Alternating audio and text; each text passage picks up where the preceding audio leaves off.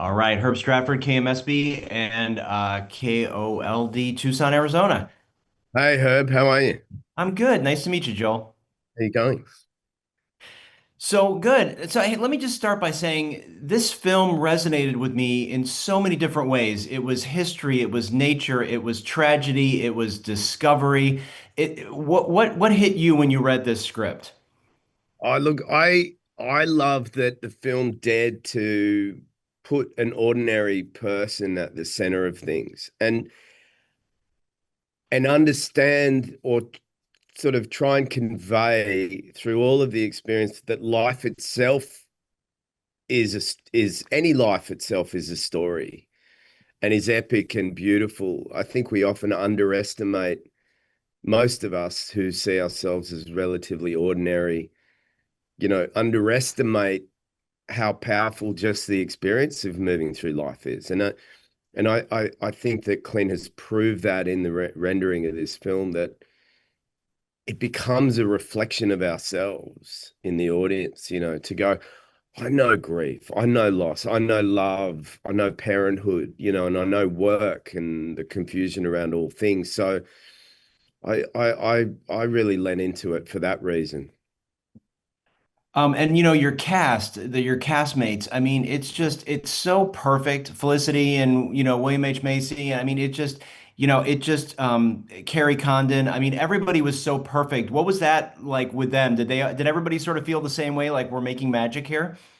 I think I think so. I mean, it's hard to know while you're making something if it's all going to add up to the great thing.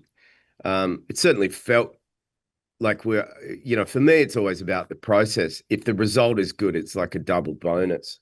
But I felt like I was moving through some excellent Wimbledon tournament or something because, like, it's like, all right, now you're going to spend a bunch of time with William H. Macy and John Deal and Nathaniel Arcand and Kerry Condon and Felicity Jones, and each of them felt like a little bubble to exist within because Felicity and I shot all of the cabin stuff as one couple of week period, and then I went off on the logging expedition with Bill and John Deal, and then I was in this weird little section with Nathaniel, and Kerry obviously was her own little isolated piece, and I felt like I got a front row seat to a bunch of very special actors.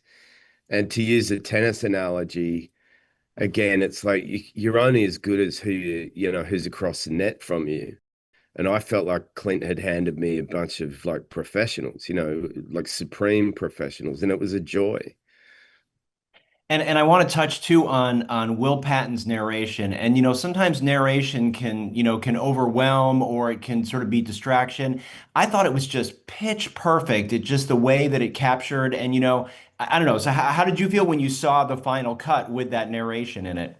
I love the brightness and lightness of it. As we know, Robert goes through a lot of wonderful things, and as it's a sort of a analogous of any life, there's also moments that knock you to your knees. And I love that Robert is the film is looked after by this Will Patton narration, which kind of allows it to be reported from a God's eye view Hmm.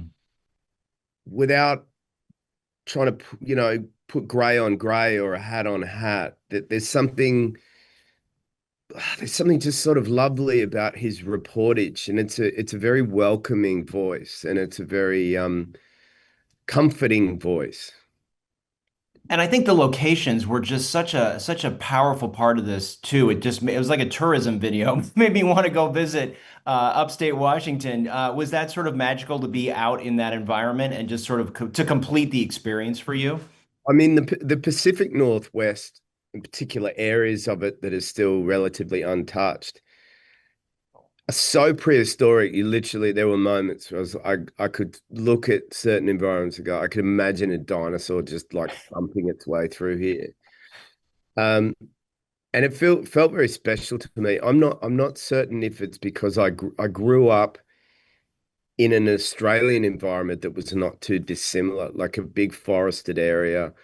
My childhood home when I first moved in there had a dirt road. and no real proper fixed address. We were known as a lot rather than an actual street address.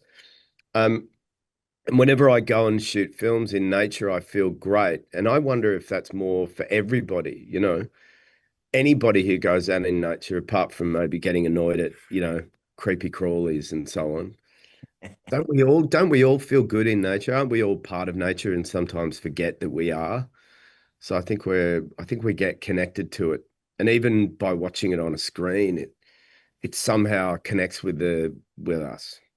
Well, I just want to wrap up by saying this is honestly one of my favorite films of the year. Congratulations on a remarkable piece. I can't wait for people to see it, and it's just beautiful. Thank you for your time. Thanks, Herb.